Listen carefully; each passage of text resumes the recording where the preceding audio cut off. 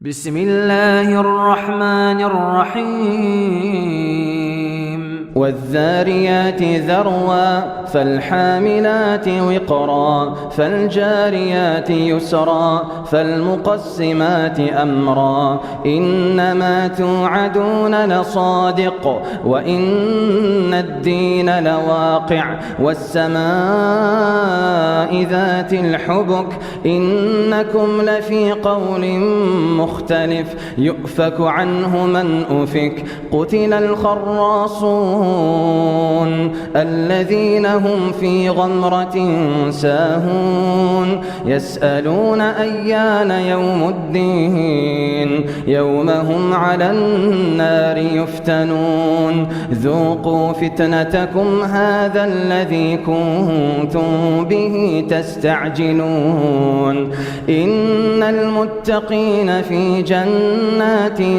وعيون آخذين ما آتاهم ربهم إنهم كانوا قبل ذلك محسنين كانوا قليلا من الليل ما يهجعون وبالأسحار هم يستغفرون وفي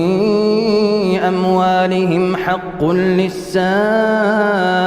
والمحروم وفي الأرض آيات للموقنين وفي أنفسكم أفلا تبصرون وفي السماء رزقكم وما توعدون فورب السماء والأرض إنه لحق مثل ما أنكم تنطقون هل أتاك حديث ضيف إبراهيم المكرمين إذ دخلوا عليه فقالوا سلاما قال سلام قوم منكرون فراغ إلى أهله فجاء بعجل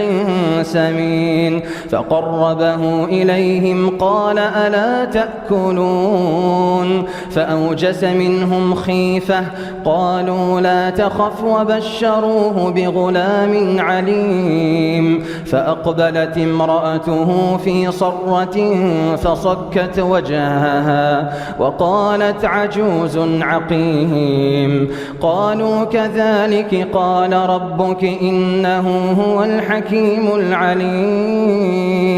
قال فما خطبكم أيها المرسلون قالوا إنا أرسلنا إلى قوم مجرمين لنرسل عليهم حجارة من طين مسومة عند ربك للمسرفين فأخرجنا من كان فيها من المؤمنين فما وجدنا فيها غير بيت من المسلمين وتركنا فيها آية للذين يخافون العذاب الأليم وفي موسى إذ أرسلناه إلى فرعون بسلطان مبين فتولى بركنه وقال ساحر أو مجنون فأخذناه وجنوده فنبذناهم في اليم وهو مليم وفي عاد إذ أرسلنا عليهم الريح العقيم ما تذر من شيء أتت عليه إلا جعلته كالرميم وفي ثمود إذ قيل لهم تمتعوا حتى حين فعتوا عن أمر ربهم فأخذتهم الصاعقة وهم ينظرون فما استطاعوا من قيام وما كانوا منتصرين وقوم نوح من قبل إنهم كانوا قوما فاسقين والسماء بنيناها بأيد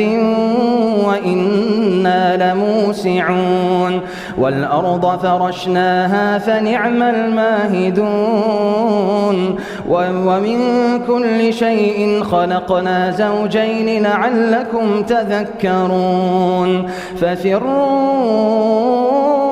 إلى الله إني لكم منه نذير مبين ولا تجعلوا مع الله إلها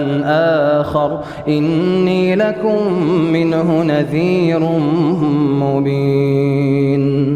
كذلك ما أتى الذين من قبلهم من رسول إلا قالوا ساحر أو مجنون أتواصوا به